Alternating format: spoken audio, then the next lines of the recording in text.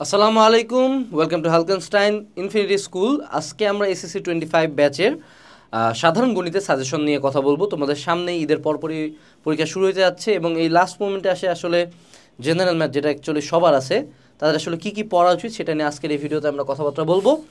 উল্লেখ্য, আমি এখানে আগে স্পেসিফাই করে দিই যে যেটা হলো ম্যাথ, মনে রাখবা ম্যাথের আসলে যদি আমি সাজেশন বলি, হ্যাঁ, আমি তোমাকে জাস্ট টপিক বলে দিতে পারবো, ঠিক আছে, বাট আরও যদি ডিটেল সাজেশন চাও যে এক্স্যাক্ট কোন কোন ম্যাথ ইম্পর্টেন্ট, তাহলে কিন্তু তোমাকে হয় আমাদের এসএসসি সাজেশন নিতে হবে অথবা তোমাকে টেস্ট পেপার মেডিস ফলো করতে হবে, ঠিক আছে। আমি তোমাকে টপিকগুলো এখানে ডিফাইন করে দেবো। আমরা আজকে প্রায় 30টা টপিক সম্বন্ধে জানবো মোটামুটি, যেগুলো পড়লে তুমি অ্যাকচুয়ালি এসএসসি পরীক্ষায় নিয়ারলি 100% কমন পাবা ইনশাআল্লাহ। তো চলো আমরা শুরু করি। বাস্তব সংখ্যা এইখানটাতে অ্যাকচুয়ালি আমাদের আবৃত দশমিক ভগ্নাংশ যেগুলো আছে এগুলোর কনভার্সনগুলো আসে এবং এগুলো যোগ বিয়োগ দেওয়া হয়। সাধারণত এই চ্যাপ্টার থেকে পুরোপুরি একটা সৃজনশীল কখনোই আসে না, সাধারণত কতে দেয় বা অন্য কোনো জায়গায় দেয়। সো এইখানকার এই জিনিসটা শিখে যেতে পারো, মনে রাখতে হবে। এটা তুমি চাইলে ক্যালকুলেটর দিয়েও মিলাই দিতে পারো, কিন্তু আবার পার্সোনাল সাজেশন থাকবে যে ফুল প্রসেসে ম্যাথটা করে দেখানো। মনে রাখবে যে কোনো বোর্ড পরীক্ষায় যখন তুমি ম্যাথ করবা, ম্যাথের ক্ষেত্রে এই জিনিসটা খুবই গুরুত্বপূর্ণ, তুমি যাতে বইয়ের নিয়মে বা ইলাবোরেটলি অর্থাৎ কয়েক লাইন বড় করে একটু ব্যাখ্যা দিয়ে করো। ম্যাথ ছোট করে করার চেষ্টা করবা না, কারণ তুমি যদি ভালো স্কুলে পড়ো, ভালো স্কুলের স্যারেরা হয়তো ম্যাথ অন্য নিয়ম রাইট দিতে পারে, কিন্তু গ্রামের কোনো একজন স্কুলের কাছে স্যারের কাছে যদি খাতাটা যায়, সে কিন্তু রাইট নাও দিতে পারে। তো সেক্ষেত্রে এই রিস্কগুলো নিবা না আর কি, ঠিক আছে। আচ্ছা, সেট অফ ফাংশন, এটা ইম্পর্টেন্ট চ্যাপ্টার, এখান থেকে কোশ্চেন থাকবেই, নো ডাউট অ্যাবাউট দ্যাট। এখানে পাওয়ার সেট বা শক্তি সেট খুবই ইম্পর্টেন্ট। তারপর হলো পাওয়ার সেট গঠন 2 বা 3 সদস্য বিশিষ্ট, এটা আসতে পারে। ডোমেন রেঞ্জ, ঠিক আছে, ডোমেন রেঞ্জ বিভিন্ন রকম সেট বা ফাংশনের ডোমেন রেঞ্জ বের করতে দিতে পারে। তোমাদের বইতে যে কয়টা উদাহরণ আছে, যে কয়টা টাইপ আছে, সবগুলো করে যাবা প্রায়। এরপরে সেট আর অন্যায়ের মধ্যে সম্পর্ক কি, কোনটা সেট কোনটা অন্যায়, সেট থেকে ডিরেক্টলি উপসেট গঠন করতে দিতে পারে, যে কয়টা উপসেট হবে, কোনটা কোনটার উপসেট না, এই জিনিসগুলো আসে। আচ্ছা, এরপরে বীজগাণিতিক রাশি, এটাও ইম্পর্টেন্ট, এখান থেকেও একটা এক সেট কোশ্চেন থাকার সম্ভাবনা অনেক বেশি। বীজগাণিতিক রাশি নিঃসন্দেহে হলো উৎপাদকে বিশ্লেষণ, এটা আসে। এখন উৎপাদকে বিশ্লেষণ মানেই হলো ভাগশেষ উপপাদ্য, দুটাই প্রায় কাছাকাছি, সো নাথিং নিউ, এটা আমরা পারি। কিন্তু এই জায়গায় আমাদের ঘন ও বর্গমূল নির্ণয়, এটাও মোটামুটি পারা যায়, কিন্তু এই আরেকটা আছে না, আংশিক ভগ্নাংশ, এই মালটা একটু সাবধানে, এখান থেকে কোশ্চেন আসে। হ্যাঁ, আংশিক ভগ্নাংশ তোমাদের বইটা সাধারণত 7টা বা 8টা টাইপ আছে, এর মধ্যে 3টা টাইপ থেকে কোশ্চেন আসে। সো তোমরা ওই 3টা টাইপ করে যাও। ভাই কোন 3টা টাইপ আপনি বলে দেন, আমি বলবো না। তুমি যদি একটু ডিটেলস জানতে চাও, তোমাকে টেস্ট মেডিসি ফলো করতে হবে। সূচক ও লগারিদম, ধনাত্মক ও পূর্ণসাংখ্যিক সূচক এবং ঋণাত্মক পূর্ণসাংখ্যিক সূচক, এটা করবা। আর এনতম মূল, এই টাইপটা ভালো মতো করে আসবা, ঠিক আছে। এক চলক বিশিষ্ট সমীকরণ, এখানে হলো তোমাকে একঘাত আর দ্বিঘাত বিশিষ্ট সমীকরণ সমাধান করতে দিবে।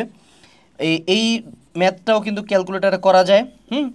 সো তুমি এই ম্যাথটা নিজে চাইলে একবার টেস্ট করে নিতে পারো, টেস্ট করে নিয়ে যে তোমার উত্তরটা ঠিক আছে কিনা, দেন পুরো ম্যাথটা তুমি প্রসেস অনুযায়ী করলা, ওকে। এরপরে হলো এক চলক বিশিষ্ট সমীকরণ, আবারও আসছে, ওটার অ্যাকচুয়ালি আরেকটা ডিটেল পার্ট এটা।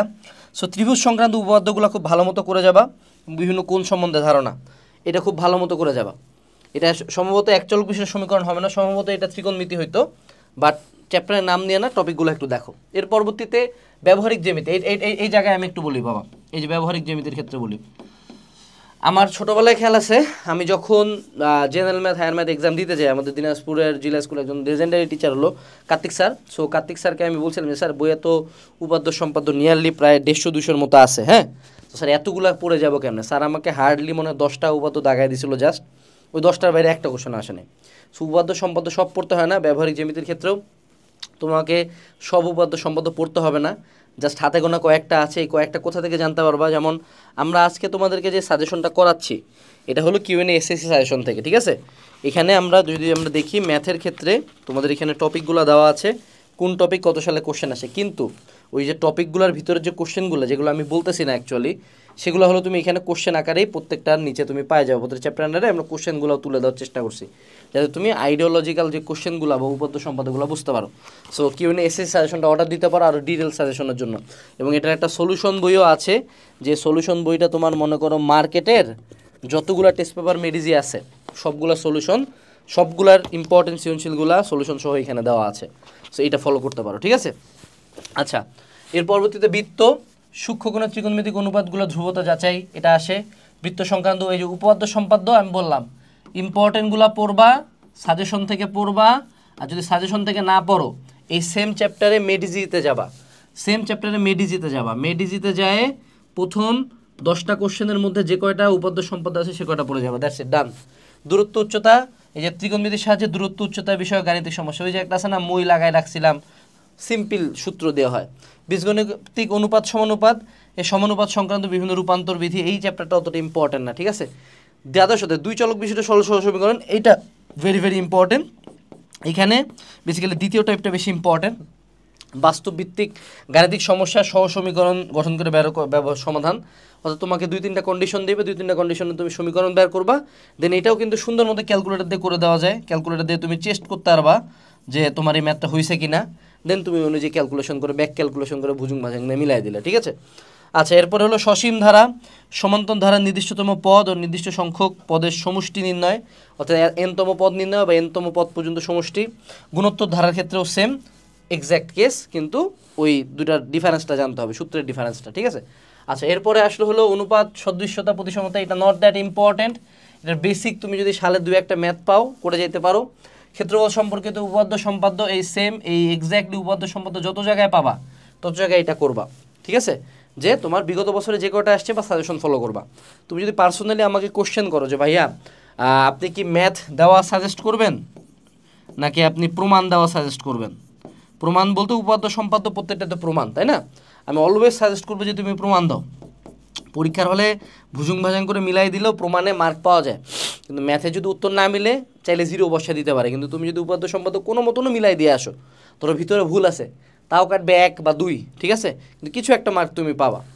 এর পরবর্তীতে আসো, সেটা হলো পরিমিতি, সুষম যৌগিক ঘনবস্তুর পৃষ্ঠতলের ক্ষেত্রফল নির্ণয়, বৃত্তক্ষেত্র ও তার অংশবিশেষের ক্ষেত্রফল নির্ণয়, এই দুইটা টাইপ ইম্পর্টেন্ট।